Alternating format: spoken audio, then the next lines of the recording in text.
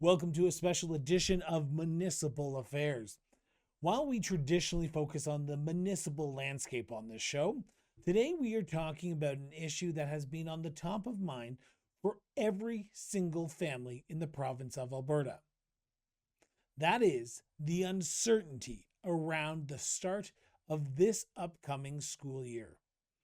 With just days before students start to return to classrooms, negotiations between the Alberta Teachers Association and the Teachers Employer Bargaining Association are set to resume this week, and much of that remains unresolved. ATA President Jason Schilling says he's hopeful for a negotiated settlement, one that addresses teachers' concerns over salaries and classroom conditions. But the stakes could not be higher this time. A strong strike mandate for teachers, coupled with the TEBA's recent move to apply for a lockout vote on August 29th, means the possibility of job action are very real. Best case scenario, an agreement that allows teachers and students to move forward with stability. Worst case scenario, classrooms across Alberta face disruptions just as the school year begins. Now, in today's special episode of Municipal Affairs, we are speaking one-on-one with ATA President Jason Schilling about the path ahead, the challenges facing educators, and what he hopes to see in the final hours before kids head back to school. President Schilling, thank you so much for sitting down with me and talking about what many people are talking about, the return of school or the potential return of school, depending on how you were looking at it. I want to start with an overview question, then we'll get into some of the nitty gritty. But teachers are heading back to work here in a few days if they haven't already started to gear up to head back to work. How are the teachers feeling going into this 2025-2026 school year? Well, it's a great question. And, teachers are really excited for the beginning of school year. You get to meet your new students, you get to start working with them again and seeing your colleagues who you might not have seen over the summer. But there is a level of anxiety and apprehension this year because we know that we're going back into schools, once again, being the least funded school jurisdiction in all of Canada with increased classes, lack of resources for our students. And so teachers know that this will be a difficult, challenging year, just like we've had the last couple of years. And then on top of that, we are in this situation with negotiations and wondering where we will end up with that.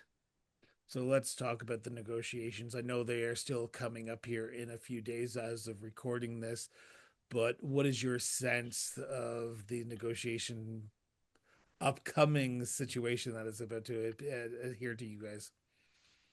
Well, we know we have negotiations next week, and we will see what the outcome of those talks will be. I know teachers are watching it with a very keen eye and are hoping that government will make a movement towards addressing the concerns that they have around class size, lack of resources, and salaries.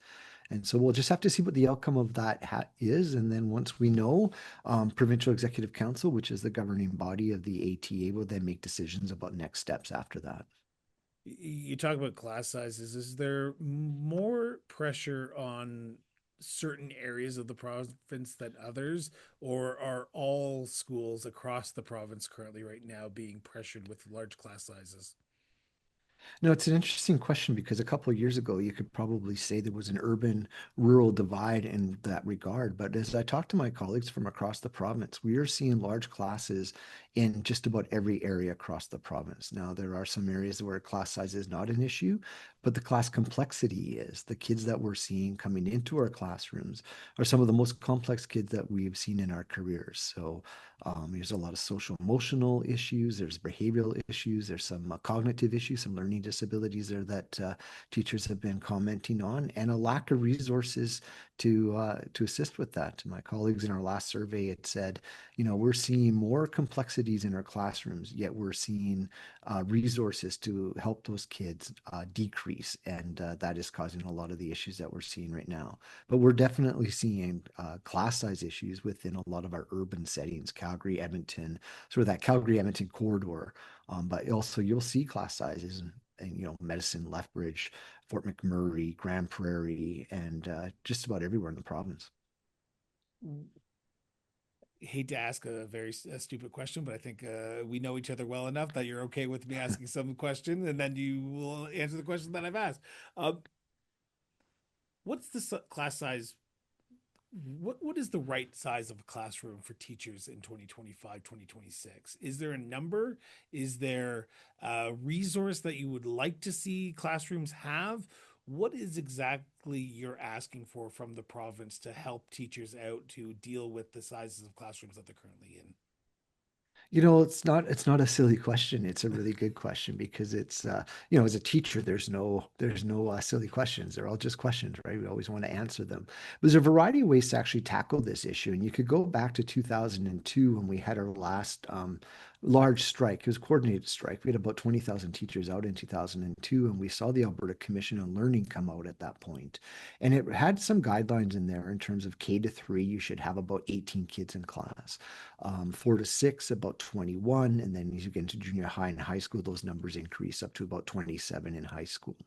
But those were just averages. And so I worked in a small rural district. I would have 42 kids in class, averaged with my colleague in Nobleford, who had 12 kids in class. And it looked like our average for the district was fine.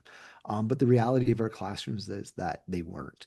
And so we need to make sure that we find a formula. And the association has looked at other jurisdictions across Canada that do have this within their collective agreement. So BC has a model that they put in there, but it's based on a formula not only for the number of kids that you have in class, but also looking at the kids with special needs in your class and how that factors in it as well. Because, like I said before, class size is an issue, but it's also the complexity of the students that we're seeing in our classrooms. So, for instance, in a place like Calgary, you're also getting a lot of English language learners who are coming into schools, and schools just aren't equipped with the resources to help those students thrive. And teachers just feel like a lot of our kids are just merely surviving right now through school. They're not thriving like they would like them to see. So, how do teachers? So, basically asking a hypothetical question, but what happens if we don't get these resources? What happens this year if we don't get these resources? Let's take the strike off the table for a second. Let's Mhm. take the lockout off the table for a second because we haven't even talked about that yet. But what happens if we don't give the resources to the teachers? What would happen to our students at that point in time? Well, I can answer that in two things. I'm going to talk about students and then teachers. So, for students, we're failing them then. We're failing a generation of students who are coming to school who have needs that are not being met.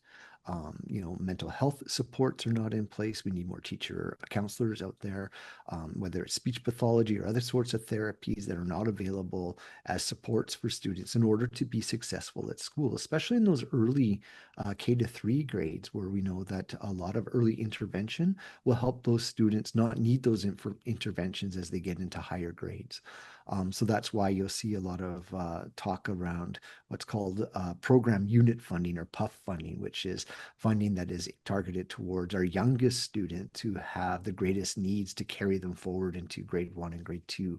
That funding is changed so that they don't get that funding after grade 1. They just become part of the general system. But teachers don't have the resources there. What that does on teachers then, if you can't meet the needs of your students day in and day out and you feel like you're failing them, there's a level of moral distress amongst our membership right now that is really profound. The fact that they feel like they're failing at their jobs and they can't meet the needs of their students, it causes things like teachers to go on leave. It causes teachers to quit. We are in a teacher shortage right now, not only in Alberta, but across Canada.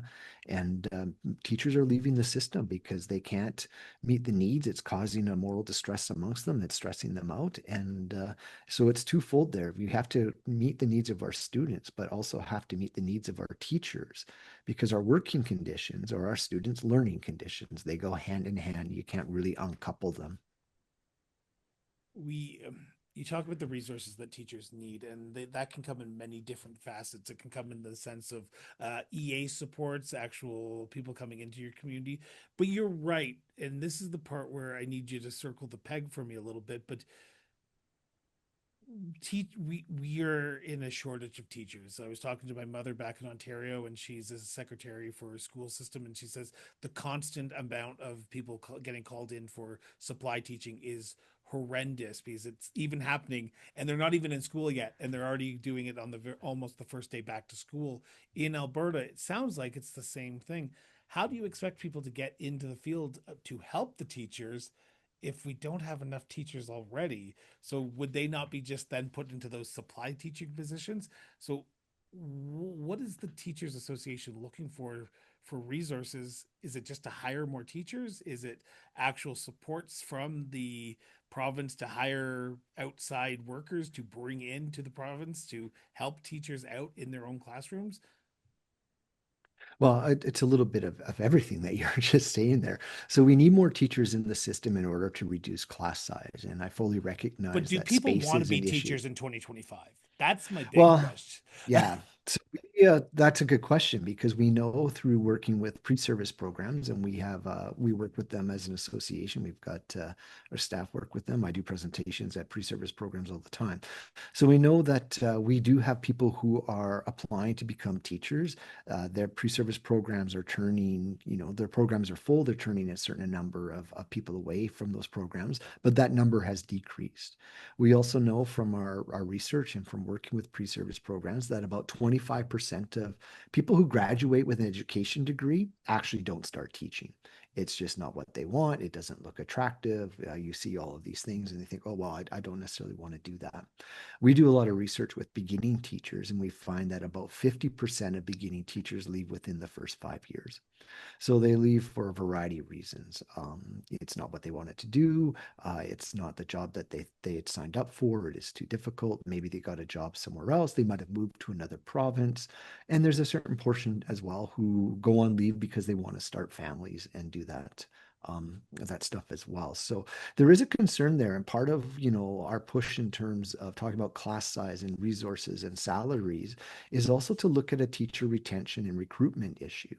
And we're seeing that pop up here, just as you are in Ontario. And when I talk with my colleagues and my counterparts in Ontario, they'll note that the teacher shortage is that there's people out there who have ed degrees who are just choosing not to teach right now because of the conditions.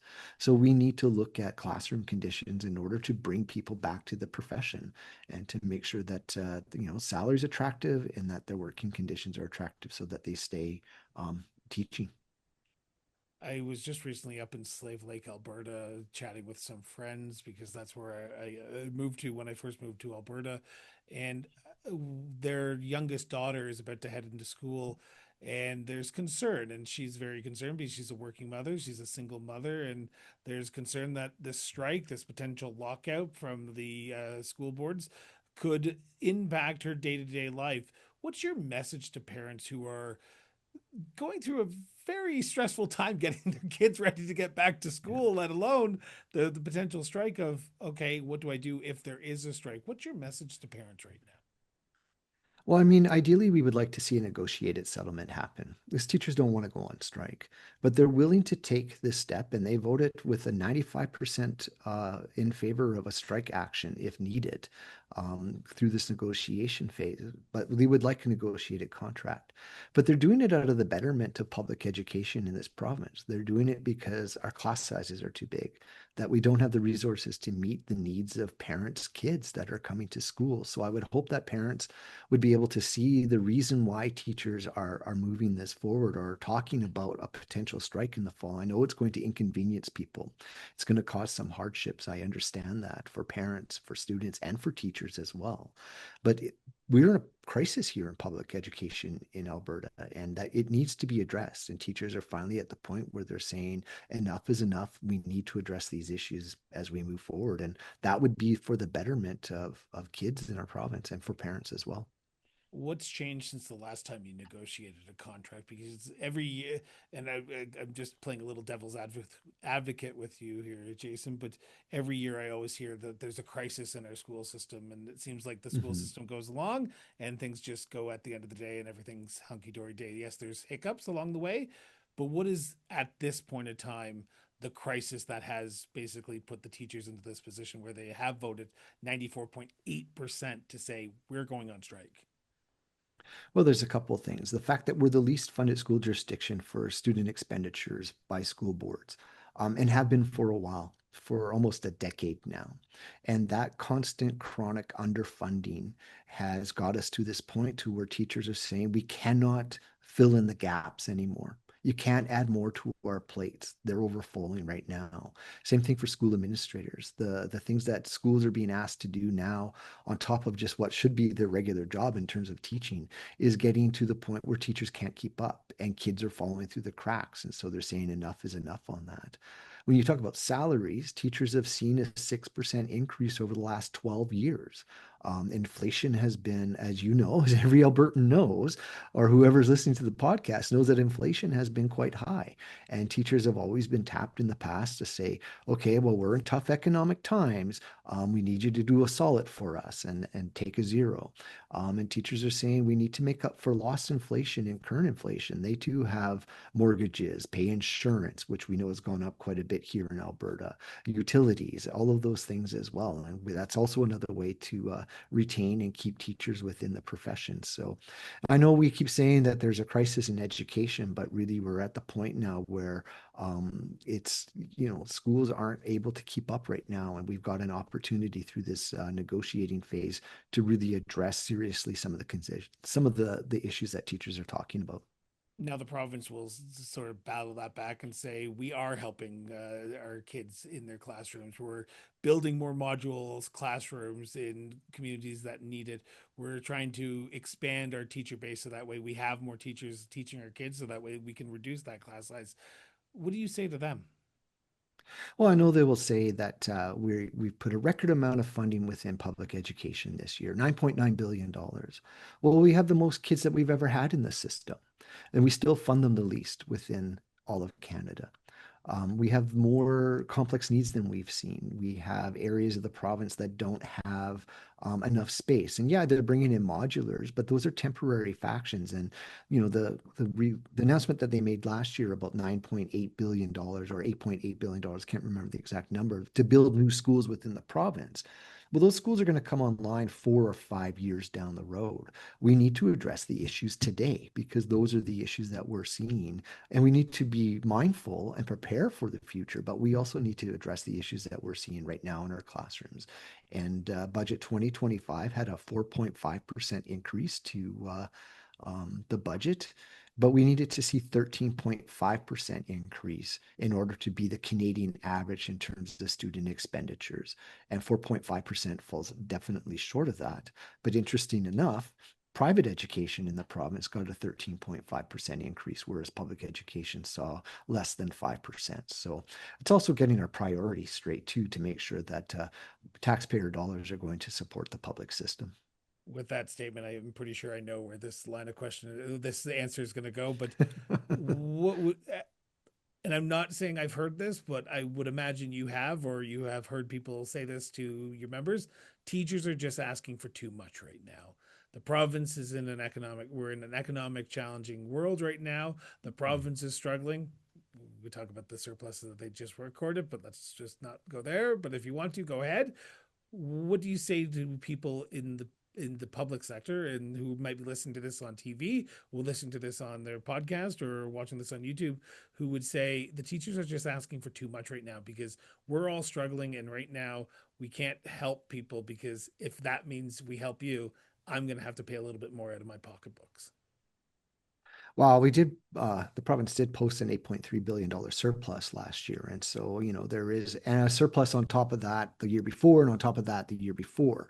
And what you're seeing in education, as you're seeing in a lot of public sectors, the people who are working within those public sectors are carrying that forward. The amount of hours that teachers put in on top of things, the amount of money they spend out of their own pocket to support their classrooms. The government needs to be doing that.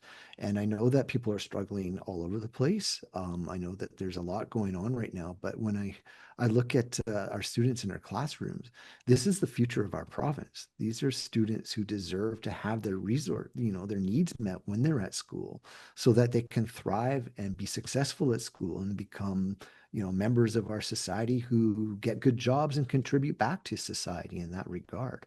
We need to sort of look a little bit at this conversation around spending or expenditures in education as an investment in our kids and our future, as opposed to talking about the expenditures of that. That's why you'll hear the association talk about the fact that we need smaller class sizes and the resources to address our kids' needs, because kids at the end of the day are not having their needs met. And I'll talk to my friends, or my family will be like, oh, kids these days don't know how to do this, or kids these days don't know how to do that. And I'm like, the teachers are doing the best that they can. And if we want students to know the things that you want them to know, then we need to start putting more money into the public system so that we can address those needs with those students.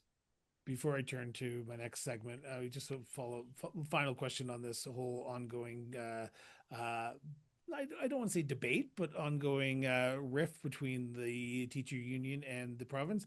What do you want people to know that we haven't talked about, that you want to make sure people know about what the ATA is doing to ensure that the kids of our province are getting the best education that they can from the people who are there to support their kids every single day?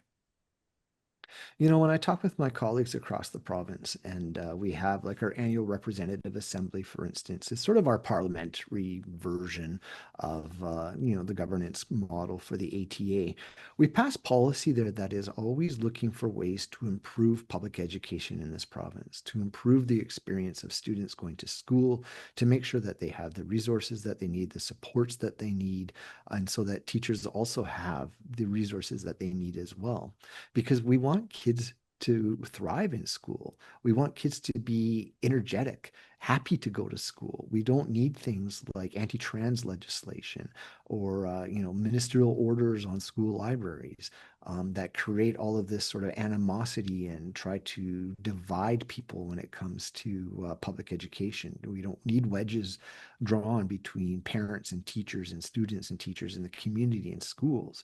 We need to find ways to work together. And, this much as the association will provide critiques to government about policies that they're passing, we also come hand in hand with solutions that teachers know will work within their classrooms. It's not just that we're going to complain about the things that we're seeing. We also ask our members quite often, what are the solutions that you would need in your classroom today in order to make things better for your students and for yourselves and for ultimately the families that who send their kids to schools? And we have a lot of solutions. We just need government to actually sit down, listen, and enact on some of those. I want to turn to the upcoming school year, and this is an important one for parents who might be listening to this. Their kids are going to be going back to school, and that means they're probably going to be getting a new teacher, or same teacher but different school year. What's your advice to parents to make sure that their relationship with their teachers are strong and is beneficial for the kids who are there to learn every single day? What's the advice that you would give that new parent, or that parent who is about to send their kid off to a new classroom with a brand new teacher? Well, I'll fall back a little bit on my experience when my nephews were going to school, and my sister would phone me and say, X happened. Like, did you talk to the teacher about it? Have you had a conversation? And I think that's really where a lot of these keys, the key to this relationship starts, is to make sure that you have open, constructive conversations about what's happening at school. Talk to the teacher, find out what they need in there. Make sure that you're sharing information about your children as they're going to school that will be beneficial to the teacher as well, and to support one another as well, because it's really important. That sort of dialogue and that relationship is really key. I've taught for over 25 years in a classroom, and really having open conversations with parents about what I'm seeing with the student, what they might be seeing at home. Um, you know, Quite honestly, sometimes what we hear at school and what they hear at home are two different things. So it's always really good to make sure that there's an open dialogue there, and also understand that, your child is coming to school, but they're part of a classroom of 26, maybe 27. We're seeing some classrooms this fall, they're going to be in the 40s. So you're going to, your child will be one of those students in there, and to give the teacher a little bit of grace sometimes if they're not so quick in terms of getting back on messages. But really the key is dialogue and conversation, and making sure that there's open communication. How much of that is that respect as well? Because respectful, open dialogue and conversation is the most important part. Because You talked earlier on in the interview about the sort of the burnout that teachers are feeling right now. And I'm not laying the blame solely on the fact that people are getting yelled at, but it happens. And I'm saying that knowing some teachers in the province of Alberta who I've talked to and who have said there's days when you come home and you're done because you just don't want to be dealing with the anger anymore, but you're trying to be the best teacher you can be for the kids, the ones that you're trying to mold their minds. How important is that respectful dialogue between teacher and parent in 2025 right now? Yeah, respect is paramount. It goes hand in hand, I think, with good open dialogue so that you know where everybody's coming from. When I talk to my colleagues and they'll talk about some of the issues that they might have or some confrontations that they may have with parents and feel like they've been disrespected. And it's just a matter of talking about that and making sure that there is an element of respect there. Teachers are experts within the classrooms. They have degrees. They went to university to understand child development and how to deliver curriculum and how to do all of these things. And so I think that's an important element to the conversation that you raised there. What's the difference that the teachers will be going through this year outside of the challenges of negotiations? But is there anything that teachers will be doing differently this year compared to last year's, or is it same old, where we have the curriculum or somewhat of a curriculum or part of the curriculum, depending on who you're talking to, if it's a fully official curriculum? But is there going to be anything different that teachers will be doing, or is it going to be same old, same old? Well, government is still pushing forward with their curriculum redesign, and that has been met with a variety of critique, and it's well deserved because it's too much too soon without the proper resources. So you'll see K to 6 have basically changed the curriculum for all the subjects in the last 3 years. And that is a huge amount of work that has been put on the shoulders of teachers, and there's not been a proper resources. So, for instance, my colleagues who are francophone have been scrambling to translate English literature into French so that they have something to teach students because the resources just aren't there. On top of that, we are now testing K to 3 students in literacy and numeracy, and those assessments are done in September and in January and in June. And for the first time ever, we started testing kindergarten kids on a standardized test this last year.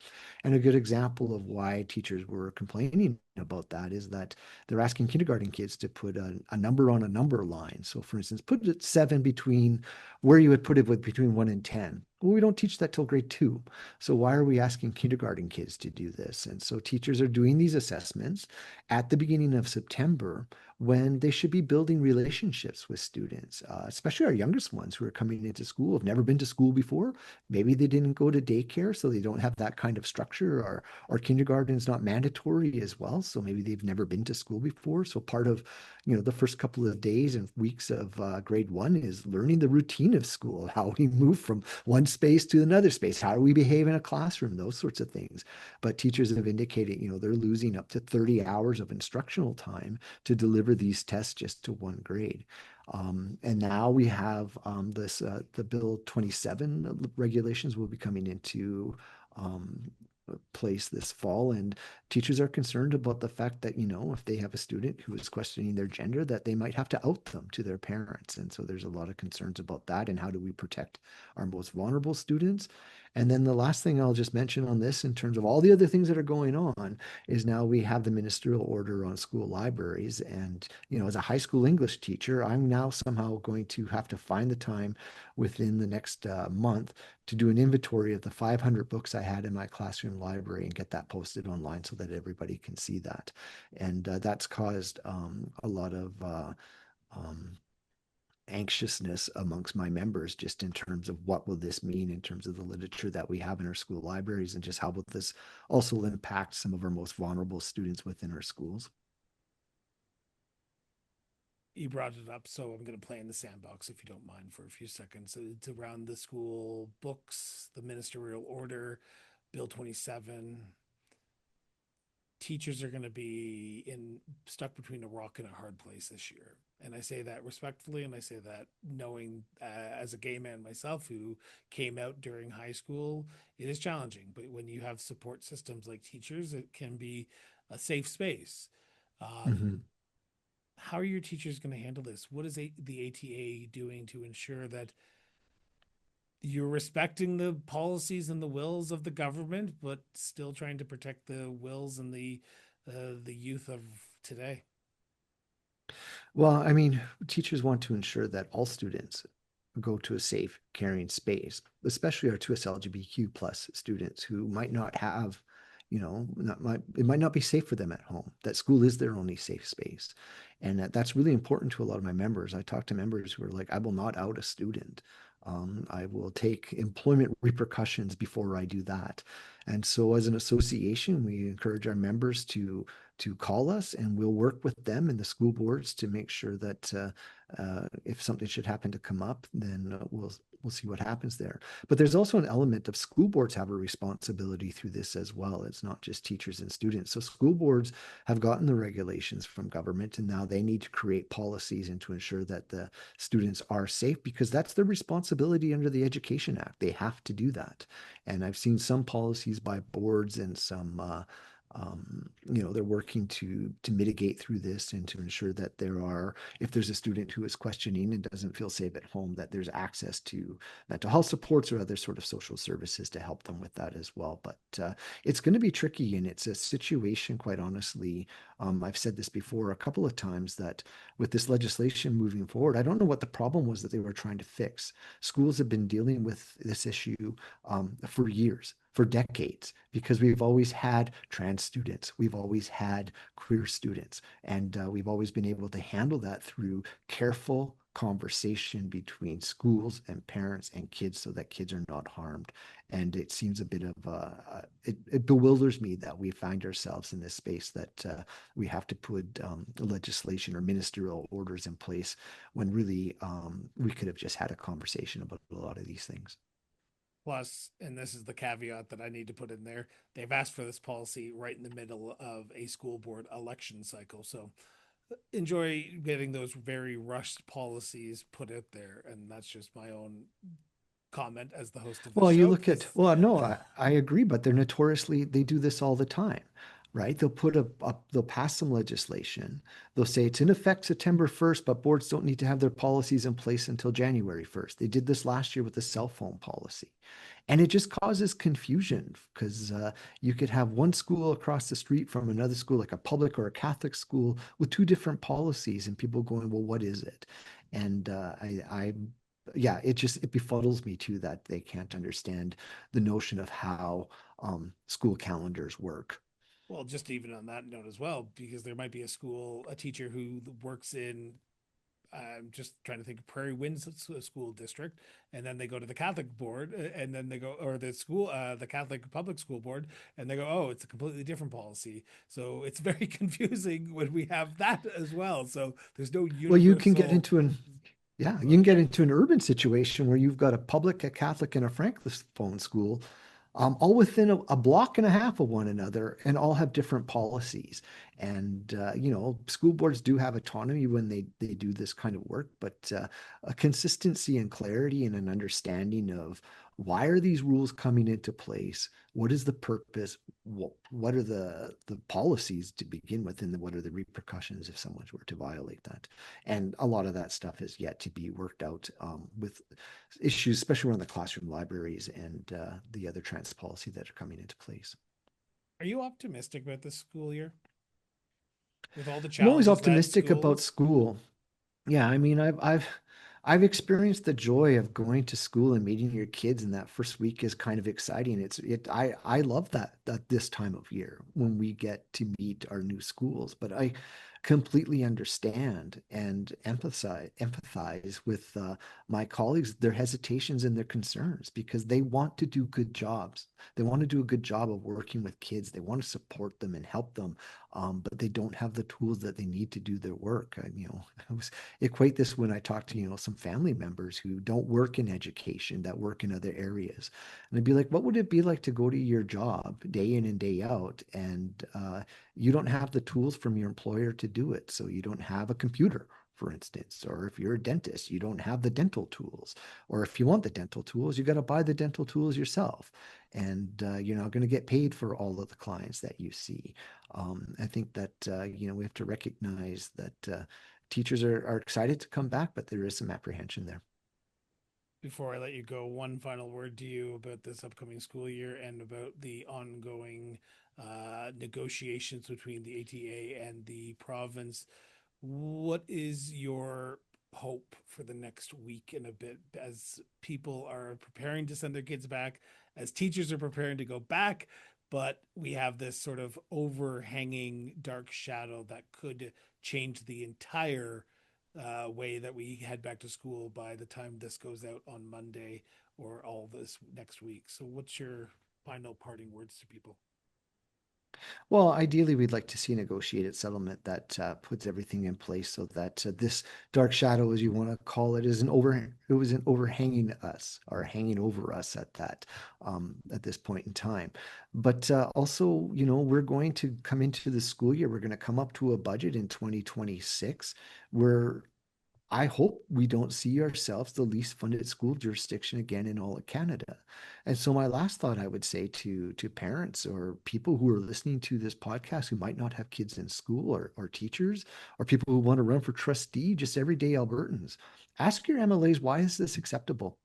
Why is it acceptable that we are in a situation in this province, the wealthiest province within Canada, and we fund our kids the least, and that we find ourselves in a situation where we could have a teacher strike in order to get the very basic needs that we need for our students in our classrooms and to have a salary that reflects the work that we do? I mean, how did we get here? And why is this acceptable to the government that we find ourselves in this situation? Because I'm very curious about what the answer from some of our MLAs might be on this. And if any of the MLAs want to come on the show who are in the broadcast areas of this show, please reach out to us. We'd love to hear that exact answer from you directly. Jason, it is always a pleasure to sit down with you. I wish you the best in the coming weeks as we head into negotiations, and hopefully our kids are back in school and they're getting the best education from the best teachers in this entire country. So thank you so much for doing this. Well, thanks for the time. I appreciate it. Will be like. To learn more about the communities and the people that we feature on this show and our sister shows, visit us online at crossborderinterviews.ca. Now, your support means the world to us, so if you can, share this episode with your friends, your family, and yes, even your community, and help keep the conversation going. Until next time, stay informed, stay engaged, and we will be back with a brand new episode of Municipal Affairs shortly. Till then, everyone.